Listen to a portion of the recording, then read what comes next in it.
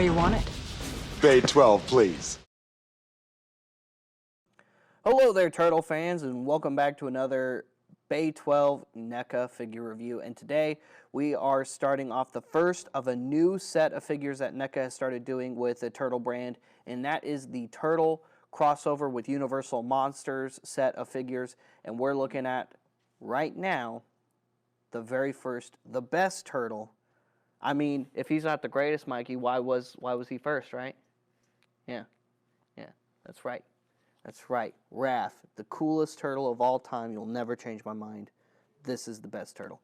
So here he is, and I love that all of the box lettering is in red, and I really hope that they keep that theme to the rest of the turtles in this line. So I hope Leo's blue, I hope Mikey is orange, and I hope that Donnie is purple as far as the lettering. Now, we already do know that Mikey and Leo are coming. Those figures have been shown and revealed by NECA. They're already on the way at some point. And we know that the bride of Frankenstein is going to be April. So that's going to be pretty cool. So no Donnie yet. That's weird that out of the first 4 figures announced, we got 3 of the 4 turtles. I thought that was a little odd. For the Bride of Frankenstein, it's going to be Judith Hogue. Oh, so these are based off of the movie, the first movie at least, since they're doing Judith as the likeness, which I mean makes sense. They just got the likeness. They just put out their movie April for the first time, so I mean it only makes sense that they're going to want to get as much mileage as they can out of that mold, because NECA, whenever NECA gets a likeness to a character like Dutch, for example, they like to use it as much as possible. So there you go. Anyway, the packaging's really cool. Like I said, I love that the lettering is in red for this guy. You can see some of the other figures coming next. Now, of course, Bride of Frankenstein is silhouetted right now, but I mean, we already know what it's going to be. So it's not really a mystery. On the back, you got some images and some words and things. The inside, there is that awesome figure.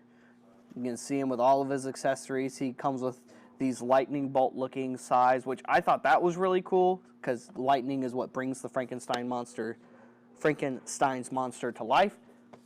There's a pretty cool image of him on the side, and I also love that they appropriately named it. It's not Raphael as Frankenstein, it's Raphael as Frankenstein's monster. Because there seems to be a lot of confusion in media out there for that.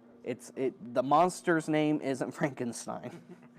I don't know why people have always gotten that confused for years. Even Adam Sandler messed that up, because in his Hotel Monster show or whatever movies, those set of movies, the character's named Frankenstein, not Frankenstein's monster for some reason. And that's, I think, just silly. So anyway, here you go. Here is this in the box. Let's get this bad boy out.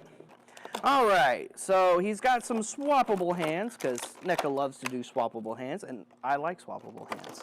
Gives me different fun posing ability and ideas. There's those awesome lightning bolt looking size. That looks really cool. I love the little Tesla coil hilt with the little knobs on the ends. That is just really awesome. The design work on this bad boy is definitely there. And there's a lot of really cool detail to be had here. Now, Mike, you're the expert on turtles. Quick question. Is there a Frankenstein turtle? Like a turtle that has been created out of various other turtle character pieces and parts? No, because that would be really cool. It would be. Looking at this kind of gave me that idea. I was thinking kind of. Yeah, but he's a robot. He's not built out of their... He's not built out of their parts. That's not quite the same. He's trapped into Donnie's brainwaves. Is he? I don't know. Yeah. Because when I was looking at this, I was thinking, wow, this is a really cool piece. How cool would it be if he was actually, if you had, part of, even on his, bandana, if they had, parts of the other bandanas maybe sewn on there, or maybe you saw, Leo's arm or something, and they maybe just colored it slightly different to show that. Maybe a piece of one of the other guy's shell. I don't know. I just thought that'd be kind of neat. Be kind of hard to pull off, though, because they don't really look that distinctively different aside from their bandanas, but hey. So anyway, here he is. We don't have any swappable heads with this one. It looks like he's got this really cool grimacing facial expression. Of course, he's got the flat top that Frankenstein's monster signaturely has. I love that he's got like this little pressure gauge coming right here, and there's a little hose coming out to another gauge on his chest, and then there's another little hose going into the side of his neck onto one of the electrodes, actually, and then you have the other electrode protruding on the right side of his neck, and that's just the regular electrode. There's nothing connected to that. I love that you got all the little staples like in various places. Even his mask is stapled to his face, which I think is kind of cool. They actually, that arm's a little loose, they actually did chain goods for the chain around his waist. I like that there's like this big metal handle bolted into the back of his shell. Part of his shell's missing, so you got the sewer cover bolted onto that chunk of his shell. Of course, he's wearing the Frankenstein's monster suit, but he still has the pads that he has in the movie. Still has the elbow pads, still has the knee pads, and of course he's got the big heavy Frankenstein boots, but you can still see his feet are still molded like they normally would. So really, really awesome detail, really awesome design. You can put his size in the little handles that are also bolted to his waist here. Now, it's kind of tough to get them in place because of the chain. So you kind of got to move the chain out of the way, and then you can put them down in there just a little bit. There you go.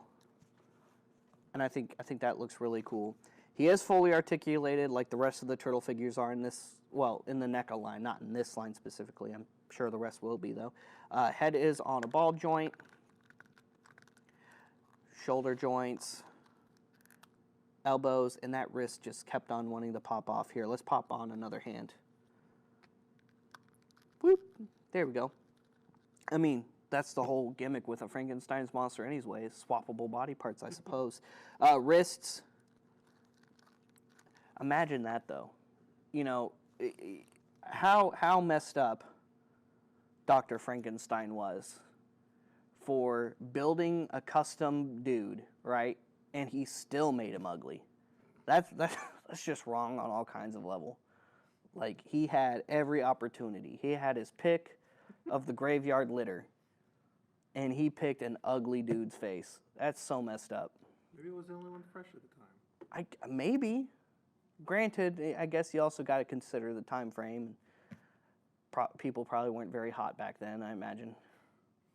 You were there, I guess you would know. It was pretty dark back then. It was pretty dark back then? Okay. Villagers used to chase me around. The what did? Villagers? Villagers used to chase me around. I mean, I'm sure they still do, depending on where you go. Goodness. Anyway, wrist articulation. Nothing really at the waist. Well, I mean, kind of at the waist under the shell, but it's very tight, so you can't get like a full 360 out of it. But you can wiggle his hips around a little bit. You do have hip articulation, no upper thigh, single or can't tell if that's a single. No, it is double jointed. It's just kind of hard to see with the knee pad there.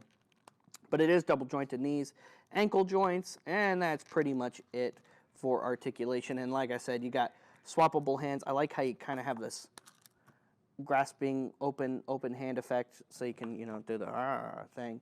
But if you swap out for his gripping hands, he can of course dual wield his size. So we can pull those out. These are going to be interesting to put in his hands. Let's see. Come on. Come on. There we go. That's one. And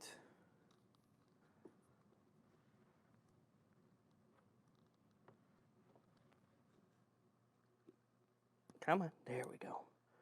Making me nervous a little bit there. the look on your face. And he can still fight, well, whatever version of Shredder we're going to get out of this line. Or movie Shredder, since these are technically the movie Turtles, the first movie Turtles, as these other characters. So there you go. Really awesome figure. Really awesome character design. They did a great job on Raph. And of course, Raph is the best. That's why they had to do him first. So, haha. You can just deal with that, Mikey. There you go. Tune in. Please like, please share these videos. And check out our other Bay 12 content as well, because we do all kinds of other awesome Bay 12 content all the time. We'll see you guys later. We'll see you another time. Cowabunga.